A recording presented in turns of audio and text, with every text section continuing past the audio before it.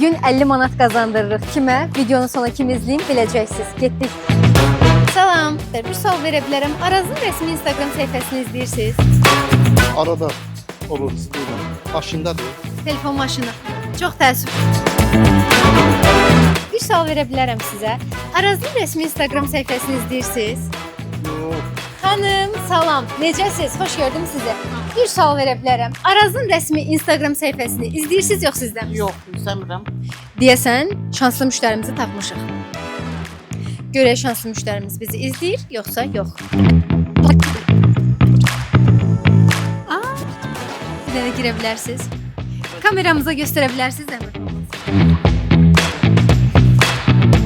Mən sizi təbrik edirəm. Siz bizdən Araz mobil tətbiqinizə 50 manat qazandınız. Ümumiyyətlə, təəssüratlarınızı bölüşün.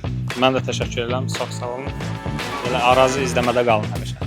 Təşəkkür edirəm, sağ olun. Bugün bir müştərimizi sevindirdik və Araz mobil tətbiqinə 50 manat yüklədik. Odur ki, siz də bizi bütün sosial şəbəkələrdə izləməyə davam edin. Kim bilir, bəlkə gələn dəfə elə sizin qarşınıza çıxdım. Hələlik.